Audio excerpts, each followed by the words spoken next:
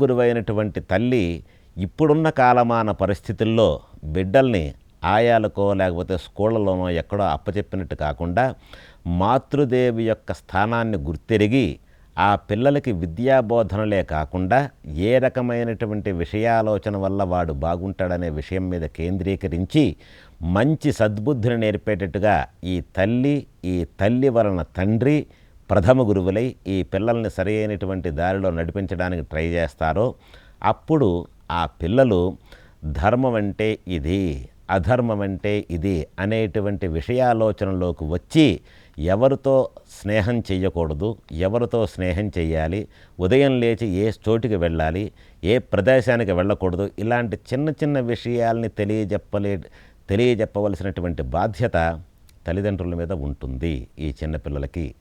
కానీ దురదృష్టవశాత్తు పెద్దవాళ్ళైనటువంటి వీళ్ళు కూడా ఈ విధంగా అంటే కమ్యూనికేషన్ వ్యవస్థ వల్ల కావచ్చు, ఉమ్మడి కుటుంబాలు దూరం అయిపోవడం వల్ల కావచ్చు, తల్లిదండ్రుల యొక్క ప్రేమ కానీ, చుట్టూ ఉన్నటువంటి మంచి బంధువులనేటువంటి కాన్సెప్ట్ లేకపోవడం వల్ల కావచ్చు, ప్రతి మనిషి కూడా ఇండివిజువల్గా అయిపోయి ఒంటరిగా అయిపోయి పుస్తక ప్రపంచంలో కానీ లేదా ఇంటర్నెట్లో కానీ ఏదో రకమైనటువంటి విషయాలను తెలుసుకుందామనే విషయావలోకనంతో ఉంటూ ఏ విషయాన్ని తెలుసుకోలేక అడ్డదిడ్డమైనటువంటి పరిస్థితికి లోనైపోతున్నారు పెద్దవాళ్ళు కూడా. కాబట్టి ఆర్యులైనటువంటి ఓ హైందవ భక్తులారా, మీరు ప్రతి వారిని కాదు, ఏ వ్యక్తి అయినా సరే, ఏ రకమైనటువంటి సిచ్యుయేషన్ ఉన్నా సరే, మీకు దెబ్బ తగిలితే ఆ నొప్పి మీకు మాత్రమే ఉంటుంది కానీ మీ పక్కనున్న వాళ్ళకి ఉండదు.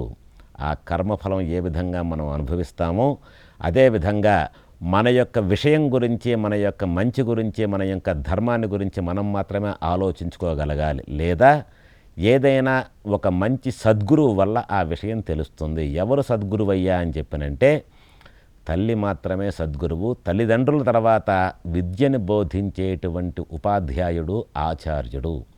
ఆచార్యుడు అంటే విశ్వవిద్యాలయాల్లో ఉండేటువంటి ఆచార్యులు అనుకునేవాళ్ళు. అంటే నేరు కూడా ఆచార్యులు ఉన్నారు.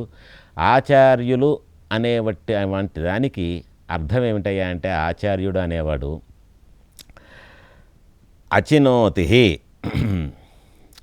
అంటే ఏ రకమైనటువంటి విషయంతో, అంటే తాను ఏదైతే ఆచరిస్తాడో, ఎవరైతే శాస్త్ర విషయాల్ని చక్కగా విచారిస్తాడో, విచారించినటువంటి విషయాన్ని అంటే మంచి విషయాల్ని ఎదుటి వ్యక్తికి బోధిస్తాడో, ఆ బోధించినటువంటి విషయాల్ని తాను కూడా ఆచరిస్తూ ఉన్నవాడే నిజమైనటువంటి ఆచార్యుడు.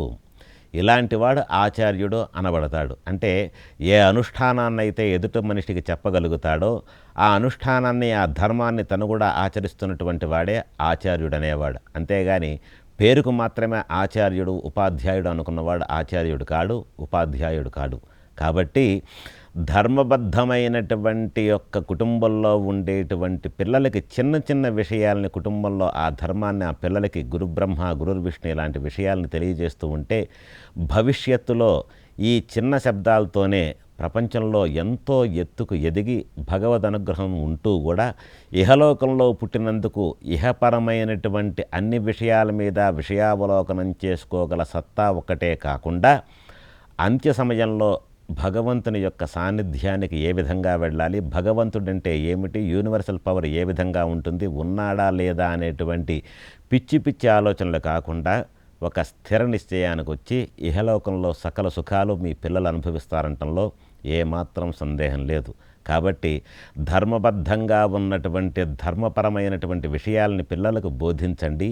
ఆ పిల్లలు మీలాగా మీ అంత ఎత్తుకే కాకుండా ఇంకా ఉన్నతమైనటువంటి శిఖరాలకు వెళ్ళి ఆ భగవద్ అనుగ్రహం వలన సకల సౌఖ్యాలు పొందుతారంటంలో ఏమాత్రం సందేహం లేదు. కాబట్టి రేపు వచ్చే గురు పౌర్ణమి నాడు ఈ సందేశం వల్ల గురువులు ఎవరైతే ఉన్నారో, అంటే ఉపాధ్యాయపరంగా కావచ్చు, నమాతుః పరదేవత తల్లిదండ్రులు ఉన్నటువంటి పిల్లలు ముందు తల్లికి తండ్రికి వాళ్ళ యొక్క పాదసేవ లాంటివి చేసుకొని మనఃపూర్వకంగా నమస్కరించి వారి యొక్క ఆశీర్వచనం తీసుకొని ఆ తర్వాత గురుస్వరూపమైనటువంటి ఏదన్నా దేవాలయానికి వెళ్ళి సదాశివ శంకర, అంటే శంకరుడే ప్రథమ గురువు ప్రపంచానికి అని చెప్పని అంటూ ఉంటారు.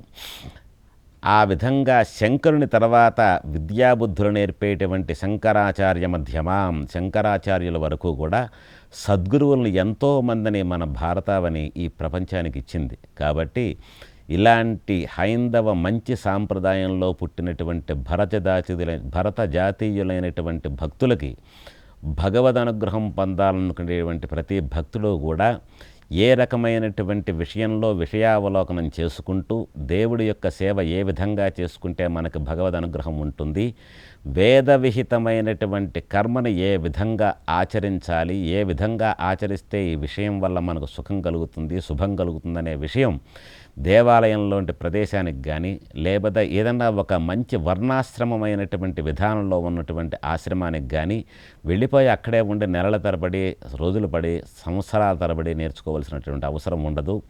5-10 నిమిషాలు మీ యొక్క సమయాన్ని అక్కడ ఆహ్లాదకరంగా కేటాయించినట్లయితే ఏ సమయంలో ఏ మనిషి ఏ విధంగా చేస్తే మనకు శుభం జరుగుతుందనేది ఆ భగవంతుడు తప్పకుండా దారి చూపిస్తాడు.